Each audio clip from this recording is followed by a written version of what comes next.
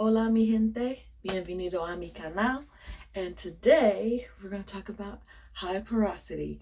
Now I am so sorry if I show a little bit of favoritism towards high porosity hair. That's my hair type, so I kind of know more about it and how to deal with it, if you will. So yes, we're going to continue the hair porosity series on this Hair Care Tuesday, and we're going to talk about high porosity. So instead of me just sitting in front of the camera and giving you all this information, I have to oil my hair. So I figured, why not kill two birds with one stone? I don't like to kill birds, but why not get two things out of the way, and I will oil my hair while I tell you guys all about high porosity hair. I have had this bonnet on all day, I'm not gonna lie, so I don't really know what's under here. I guess we're gonna find out. Not too bad, not too terrible. This is totally doable. So my hair, I actually had my hair straight for 3 weeks now. Actually, going on 3 weeks, which I never normally do. I only go 2-week increments, but I don't know. I want to see if it lasts for a month. The thing about my hair is, and this is probably with any routine really, if you have a good wash routine and a good blow dry routine and straightening routine, your hair will help you out. It will do you favors. It'll last as long as you need it to. Getting all the moisture in at the time of all the prepping is the most important part. So, deep conditioning. I use leave-in conditioner, and just making sure that it's hydrated and moisturized before you straighten it, so you can really lock it in. Yeah, my scalp is itching, I'm not gonna lie. The scalp is also, the roots is where it has the hardest time staying straight. So I don't really care about that. The rest of my hair really never has an issue. And I got a little bit of shine. There's just a little bit of flakes, but it's nothing major. Though I'm oiling my hair today with the Haircare Ayurvedic hair oil. This is what it looks like. Infused with 10 Ayurvedic herbs to promote longer, stronger, and moisturized strands. So let's get to it while I tell you about high porosity hair. The characteristics of high porosity hair. The thing about hair porosity is it is mostly genetics, but you can do things to your hair that changes the porosity of it, especially going from low to high. So if you have your hair chemically treated, color treated, if you use a lot of heat, you can open your hair's cuticles a lot more, and they can become high porosity. So maybe at one point mine might have been low, like I could have been born with low, but I got relaxers starting in 8th grade. So that opened up the cuticles, and then using heat, and then just the whole 9 yards, that's gonna kind of determine it. So this is my hair right now. My dog is whining. Hold on. So yeah, just gonna brush out the braids. All right, so characteristics of high porosity hair is your cuticle is very, very open. So that means you absorb moisture really well. Very well. Your cuticle is so open though that the moisture also escapes just as fast as you were able to absorb it. So that is obviously a problem. Your hair dries fast. You tend to get a lot of tangles and a lot of frizz. Your hair looks more dull. It may look and feel dry as well, and also prone to breakage and damage. And that's again what Sorry about that. Animals are going crazy. So yes, those are the characteristics of high porosity hair.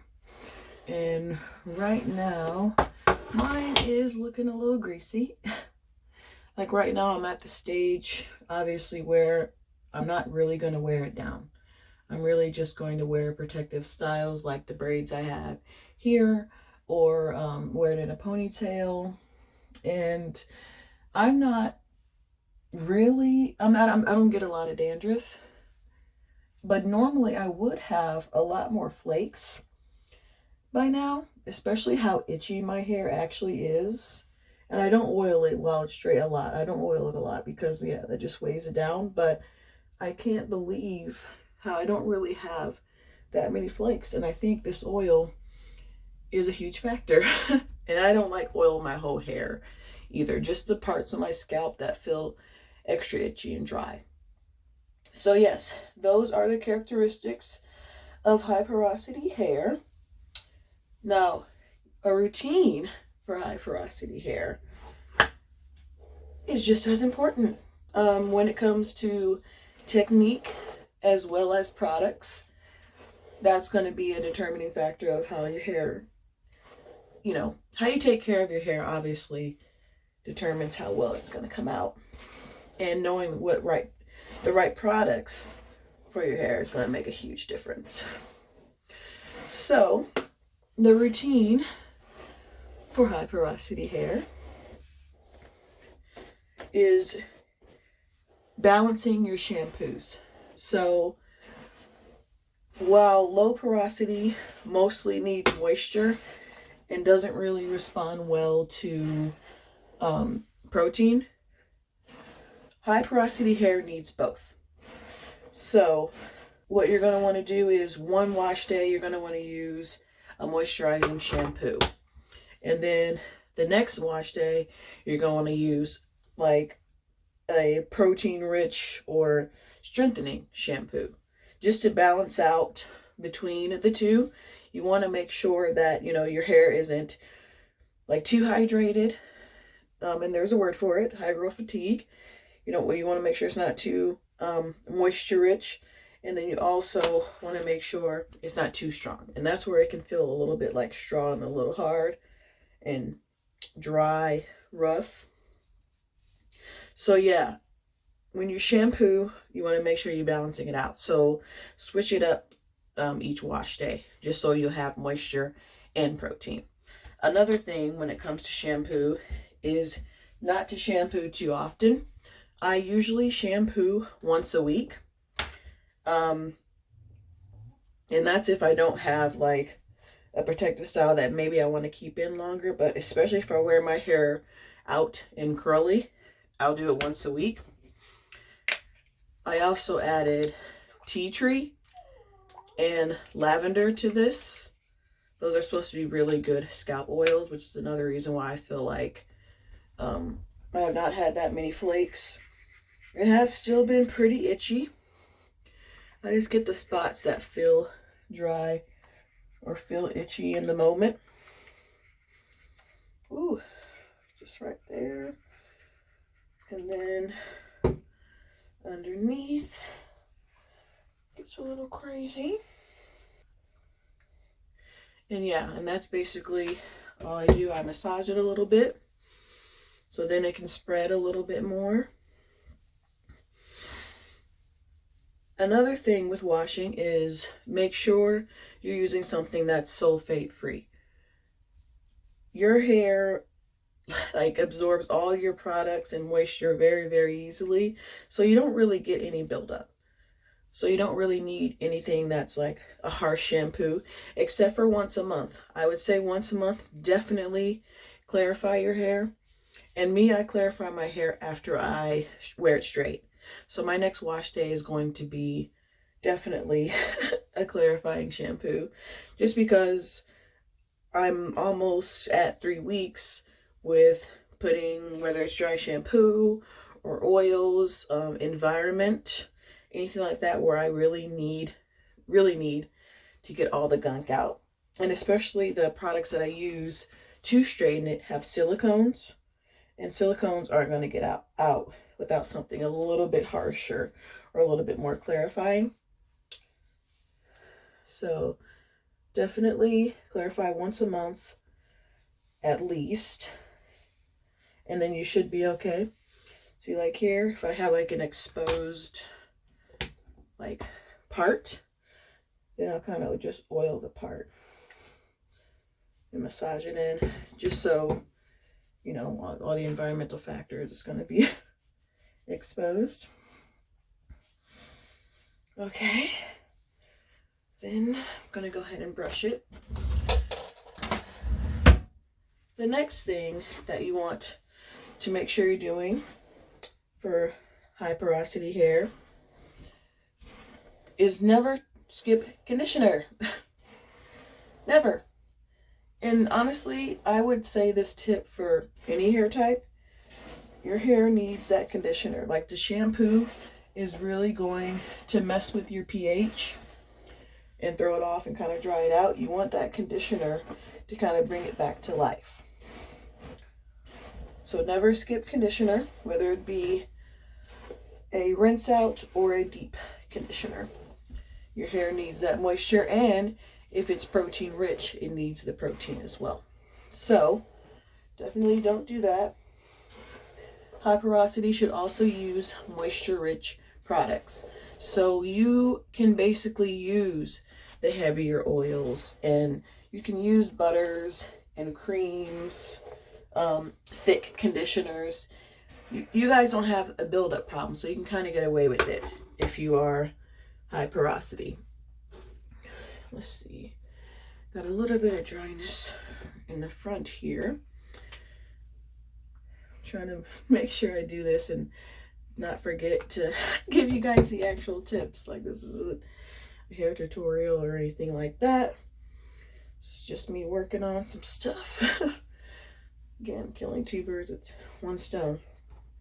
I also recommend using a wooden brush because it will distribute the oils evenly, so they're not just like at your scalp. See, I don't have to really apply any oils to the ends of my hair because this brush helps me bring them down. And the base of this particular oil, the base is sesame seed oil, which isn't really that heavy, so I don't have to worry about it building up extremely, thick. But yeah, if you guys want me to show you my straight hair routine, or how I straighten my hair, just let me know in the comments, and I will be delighted to do something for you. Next tip or routine, use a detangler. High porosity hair is prone to tangles, so use a detangler. Also use detangling tools. I use a tangle teaser. Some people use a Denman brush, but honestly I think Denman brushes are more for styling and not for detangling. They're actually pretty rough if you try and do that. You want your hair to be detangled before you use that. That's just what I would suggest. I tried it and it was just not a good idea. So I don't recommend you detangle with a Denman brush. What is it, girl? What is it? This also leans into the next part of the routine, is get regular trims. If your hair is tangly, and this is probably for most hair, it could be that your hair is ready for a trim. So I would suggest that you make sure you're getting trims regularly, at least twice a year. I'm not a stylist or anything, so honestly I can't give you like a definitive recommendation, but what I do is I would straighten my hair twice a year and I'd get a trim while it's straight. I haven't gotten one yet. I really need one. I might straighten it one more time, maybe like at the end of March, and see if I can get a nice trim. I mean, who knows, it's tax season, so why not? I don't know why trims cost so much money. It's ridiculous. The next thing that I would suggest is cool shots. So low porosity has no issue with closed cuticles and having shine when it comes to their hair. But when you're high porosity, because your cuticles are so open and you're prone to frizz and you're prone to losing all your moisture, you're going to want to do like a cool shot. Me, I kind of do like a lukewarm shot. So more cool than warm, but not too cold, because I still feel like if I close it too much, the products that follow afterwards won't really get into my hair. So I do it to be just not freezing cold, but just a little bit on the cool side. And this goes for if you're blow drying your hair, if you're diffusing your hair, it goes for that as well. I meant like if you're rinsing your hair off in the shower or in the sink or wherever you do it, just try and do a little bit cooler water, and then when you're blow drying your hair, use the cool shot at the end so you can close the cuticle. That's how you can really just eliminate that frizz and get that shine, so your hair is just a little bit less dull. And this, speaking of the shower, get a shower filter.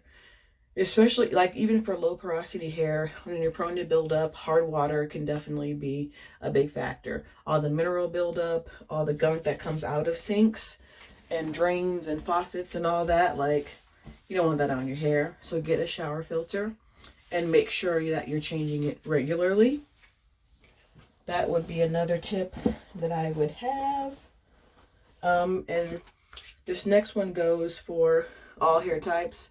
Sleep on silk or satin. If you can afford silk, silk is going to be a little bit better, but satin works, just as well. That's for any hair type, honestly. But since high porosity is so prone to frizz, that's going to help eliminate that frizz and all the friction that you get from cotton. And then it's going to keep it nice and smooth. You want to be on a slippery surface to where your hair doesn't get dried out. It doesn't get frizzy and tangled because of the texture of the fabric that you're using. What else we got? And I think that's it, really. I wear satin scrunchies, satin beanies, satin scarves. Honestly, you don't want to wear cotton on your head. It's just not good. Even though I have some really cute hair accessories that are cotton, maybe a one-off wouldn't be too bad if you really can't let it go. But for anything that you wear regularly, you're going to want to make sure it's silk or satin. Back to the shampoo. You can also use shampoo that's like pH balanced to help balance the acidity in your hair, and that can give you a shine as well. Kind of like rinsing with the cool shot. I want to come back to that and let you guys know that that's an option. But yeah, and this is my hair. I kind of braided it a little bit weird up here because it's just the angle that it's at. But yeah, I decided to do one big braid instead.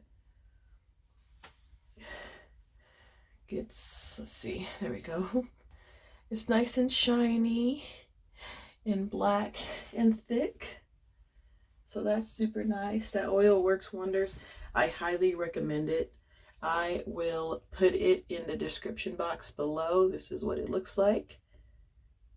But yeah, I'll link it below so you guys know that oil, it really does work wonders. The smell, it just smells kind of earthy. I did add lavender, like I said, I added lavender and tea tree, and I don't know, maybe I didn't put a lot, but I didn't really cover it up.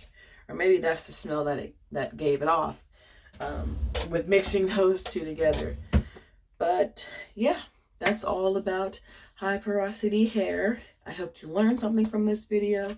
If you found this video useful, please, please, please share it with your friends, share it with your family, with your dog, whoever will listen, whoever will watch. Please share it. Definitely helps me out, helps get the information out to the world. My next one, I might do like a mini pro and cons of both porosities. Just so everyone can get the gist of what we're working with here. I'll go ahead and compare the porosities. I won't have a video on medium because if you're medium porosity, your hair is basically normal and you can kind of use whatever you want. So I don't really think that there needs to be any extra information for that per se. And yeah, thank you for watching and I'll see you on the next video. Bye.